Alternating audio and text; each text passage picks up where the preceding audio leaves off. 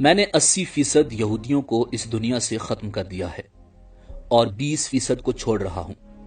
میرے مرنے کے بعد تم کو اس بات کا احساس ہوگا کہ کاش میں ان 20% کو بھی ختم کر کے جاتا اور دنیا سے یہودیوں کا نام و نشان مٹا کے جاتا۔ ناظرین، یہ الفاظ تھے ایڈولف ہٹلر کے۔ ناظرین، ہٹلر کا نام سنتے ہی ذہن میں یہ خیال آتا ہے کہ اس نے بڑے پیمانے پر یہودیوں کا قتل عام کیا تھا۔ مگر آخر ہٹلر یہودیوں سے نفرت کیوں کرتا تھا اور اس نے یہودیوں کو جرمنی سے کیوں نکالا؟ ناظرین، یہ وہ سوال ہیں جن کا جواب حاصل کرنے کے لیے کئی کتابیں لکھی گئیں، مگر سب سے درست بات یہ ہے کہ ہٹلر جرمن قوم کو دنیا کی بہترین قوم سمجھتا تھا۔ اس کا خیال تھا کہ صرف جرمن قوم ہی کو دنیا پر حکمرانی کا حق حاصل ہے اور جرمنی کی ترقی کے لیے ضروری ہے کہ ملک سے تمام غدار ختم کر دیے جائیں۔ یہ انسان کی ترقی میں رکاوٹ ہیں۔ ناظرین، پہلی جنگ عظیم میں جرمنی میں رہنے والے یہودیوں نے درپردہ جرمن مفاد کے خلاف برطانیہ اور اس کے اتحادیوں کا ساتھ دیا تھا۔ جرمنی میں رہتے ہوئے جرمنی کے خلاف کام کرنا ہٹلر کے نزدیک ناقابل معافی جرم تھا۔ وہ ان کی پرانی تاریخ سے بھی واقف تھا کہ کیسے انہوں نے اللہ کے پیغمبروں سے بدعہدی کی، اور ایک عیسائی ہونے کے ناطے وہ اس سے بھی واقف تھا کہ یہ یہودی علماء ہی تھے جنہوں نے حضرت عیسیٰ علیہ السلام کو پھانسی دلوانے میں کلیدی کردار ادا کیا تھا۔ اس لیے وہ انہیں ایک لعنت زدہ نسل سمجھتا تھا اور دنیا کو یہودیوں سے پاک کر دینا چاہتا تھا۔ یہودی عیسائیوں کی طرح حضرت عیسیٰ علیہ السلام کو خدا کا بیٹا نہیں مانتے، اور کئی عیسائی حضرت عیسیٰ علیہ السلام کی خدائیت کو ماننے کے اس انکار کو بھی تکبر کی نشانی سمجھتے تھے۔ کئی صدیوں تک عیسائیوں کے چرچ نے انہیں یہ سکھایا کہ حضرت عیسیٰ علیہ السلام کی موت یہودیوں کی وجہ سے ہوئی، جبکہ آج کے مورخین اور چرچ یہ سکھاتے ہیں کہ حضرت عیسیٰ علیہ السلام کو روم کی حکومت نے اس وجہ سے شہید کیا تھا کہ افسران انہیں اپنے اقتدار کے لیے ایک سیاسی خطرہ سمجھتے تھے۔ مذہبی تصادم کے ساتھ معاشی تصادم بھی شامل تھے۔ حکمرانوں نے یہودیوں پر پابندیاں لگا دیں اور ان پر مخصوص ملازمتیں کرنے اور زمین کی ملکیت حاصل کرنے پر پابندی عائد کر دی۔ اسی وقت چونکہ پرانے زمانے کے چرچ سود خوری یعنی پیسے کی سود سمیت لین دین کی اجازت نہیں دیتے تھے، فرانس میں روس کی خفیہ پولیس کے ایک اہلکار زیون کے بڑوں کے پروٹوکولز تیار کیے گئے۔ پروٹوکولز میں یہ کہا گیا کہ یہودی پوری دنیا پر قبضہ کرنے کی سازش کر رہے ہیں۔ ان دستاویزات میں عالمی یہودی لیڈروں کی ایک میٹنگ کے کامنٹس شامل کیے گئے، جن میں انہوں نے پوری دنیا پر قابض ہونے کے منصوبوں کو حتمی شکل دی، اور ان میں یہ واضح تھا کہ یہودی خفیہ تنظیموں اور ایجنسیوں کے ذریعے سیاسی جماعتوں، معیشت، اخبارات اور عوامی رائے کو کنٹرول کرنا اور اپنے مقاصد کے لیے استعمال کرنا چاہتے تھے۔ پروٹوکولز کو دنیا کے مختلف ممالک میں شائع کیا گیا، جن میں ریاستہائے متحدہ امریکہ بھی شامل تھا۔ 9 نومبر 1938 کی رات کو رائخ بھر میں یہودیوں کے خلاف تشدد شروع ہو گیا۔ بظاہر یہ کسی منصوبے کے تحت نہیں ہوا تھا۔ یہ ایک یہودی کے ہاتھوں پیرس میں ایک جرمن افسر کے قتل پر جرمنوں کے غصے کا نتیجہ تھا۔ 2 دنوں میں 250 سے زائد یہودی عبادت گاہیں جلائی گئیں، 7000 سے زائد یہودی کاروباروں میں لوٹ مار کی گئی اور انہیں تباہ کر دیا گیا۔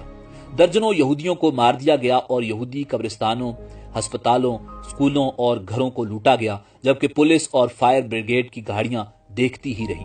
سڑکوں پر بکھرے ہوئے دکانوں کی کھڑکیوں کے شیشوں اور کرسیوں کی وجہ سے اس رات کو کرسٹل نائٹ یعنی ٹوٹے ہوئے شیشوں کی رات کہا جانے لگا۔ ناظرین، اس کے بعد کی صبح جرمنی کے 30,000 یہودی مردوں کو یہودی ہونے کے جرم میں گرفتار کر کے حراستی کیمپوں میں بھیجا گیا، جہاں ان میں سے سینکڑوں افراد مر گئے۔ کچھ یہودی عورتوں کو بھی گرفتار کر کے مقامی قید خانوں میں بھیج دیا گیا۔ یہودیوں کے کاروباروں کو اس وقت تک دوبارہ کھولنے کی اجازت نہیں دی گئی جب تک کہ ان کا انتظام غیر یہودیوں کے ہاتھوں میں نہ دیا گیا ہو۔ یہودیوں پر کرفیو لگا دیے گئے، جن کی وجہ سے ان کے گھروں سے نکلنے کے اوقات محدود ہو گئے۔ ٹوٹے ہوئے شیشوں کی رات یعنی کرسٹل نائٹ کے بعد جرمن اور آسٹرین یہودی بچوں اور نوجوانوں کی زندگی اور بھی مشکل ہو گئی۔ ان پر پہلے ہی عجائب گھروں، عوامی پارکوں اور تیراکی کے پولوں میں داخلے پر پابندیاں لگا دی گئی تھیں۔ اب انہیں سرکاری اسکولوں سے بھی خارج کر دیا گیا۔ اپنے والدین کی طرح یہودی نوجوانوں کو بھی جرمنی میں مکمل طور پر علیحدگی کا سامنا کرنا پڑا۔ مایوسی میں کئی یہودیوں نے خودکشی کر لی، زیادہ تر خاندانوں نے بھاگ جانے کی بھی بھرپور کوششیں کی۔ ناظرین، 17,000 کے قریب پولش یہودیوں کو جرمنی سے نکال دیا گیا۔ یہ سب ان کی جرمنی کے خلاف سازشوں اور پرتشدد حملوں میں ملوث ہونے کے بعد کیا جا رہا تھا۔ 9 نومبر 1938 پیرس میں جرمن سفارتکار کو گولی مار کر ہلاک کر دیا گیا۔ یہودیوں کی نشاندہی کر کے انہیں سرکاری عہدوں سے برطرف کر دیا گیا۔ ایڈولف ہٹلر کے چانسلر بننے کے 2 مہینے بعد اپریل 1933 میں منظور کیے جانے والے قوانین کے ساتھ انتظامیہ کی تطہیر شروع ہو گئی۔ ان قوانین میں ایک آرین پیراگراف شامل تھا جس میں سماج کے مختلف شعبوں سے یہودیوں کو نکال پھینکنے کا انتظام کیا گیا تھا۔ حکومت کے تمام ملازمین کو اپنی آرین نسل کے ثبوت میں دستاویزات پیش کرنے کی ضرورت پڑ گئی۔ پہلی دفعہ قانون میں یہودی کی تعریف فراہم کی گئی تھی جن ملازمین کے والدین یا دادا دادی، نانا نانی یہودی تھے، انہیں اپنے عہدوں سے برطرف کر دیا گیا۔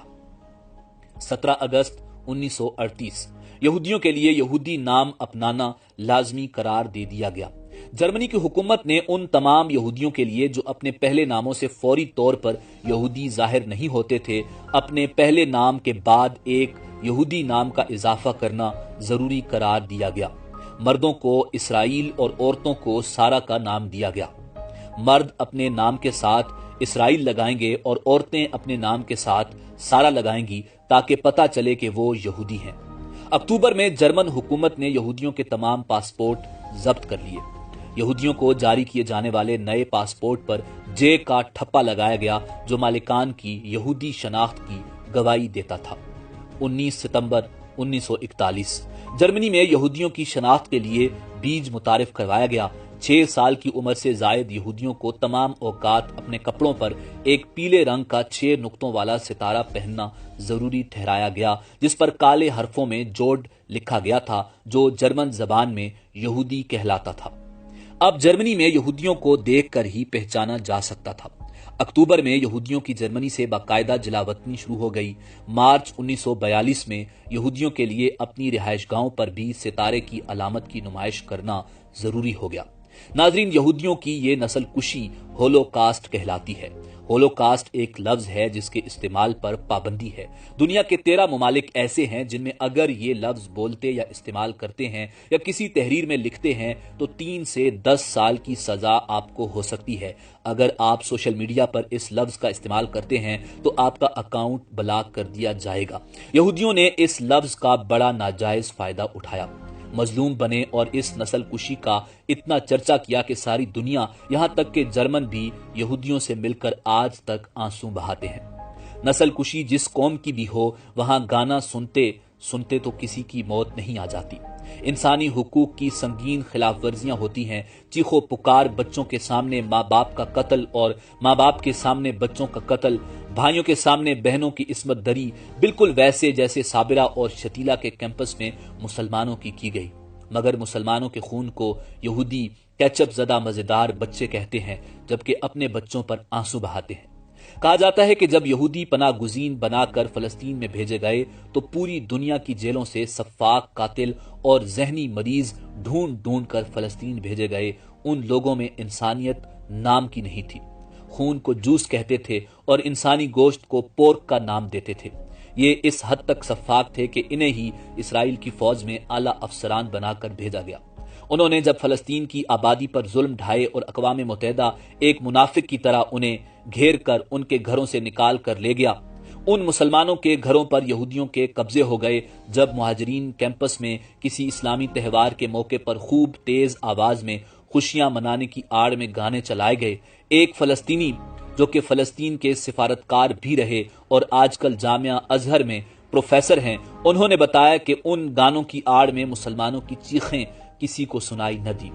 یہودی مسلمانوں کے خیموں میں گھستے، قصائیوں کی طرح مسلمانوں کو ذبح کرتے، تھک جاتے، پھر شراب پینے جاتے، شراب پیتے اپنے اوپر انڈھیلتے، کہکہے لگاتے اور پھر ناچتے ہوئے مسلمانوں میں گھس جاتے۔